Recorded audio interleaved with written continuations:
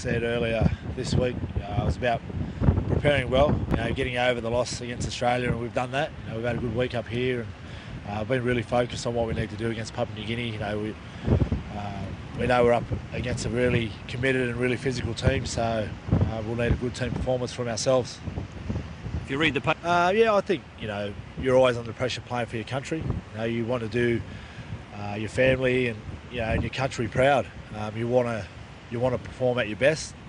You don't want to have a poor game, and we feel that we let ourselves down last week. We let our country down and let our fans down. So we need to turn that around, and we get a good opportunity to do that tomorrow night.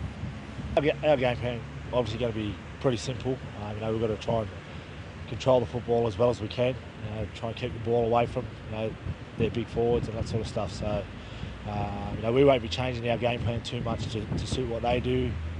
We need to just go out there, and we have a plan in place, and we've got some structures there in place, and we just need to stick to those and come up with some better execution than we did last week.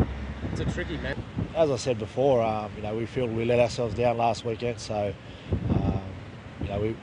we really want to put in a good performance as a team, and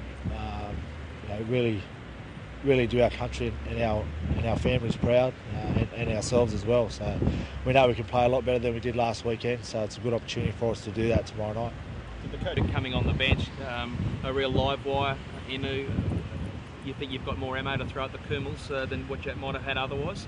I think with Kristen coming on, obviously Steve having a week off, and it'll be a good opportunity for him to freshen up and get over a few niggly injuries, but that was probably a forced change. But the one with Isaac, he's got a bit of speed out there, and he's very sharp out of dummy half. But Steve said all along that he was going to pick the best 17 week to week. The people he thought who was going to get the job done. Unfortunately, we couldn't do it last weekend, so we need to make sure we do it this weekend. And what's your take on Gane? He seems to be this international personality.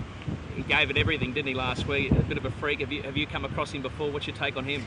No, I've never played against him before. I've seen him play a lot on TV. I think this is his third World Cup, so that's a pretty massive effort. I know he plays over in the Super League, and he does a good job over there. So he's one of a handful of guys that we need to watch. I think their forward pack's pretty strong.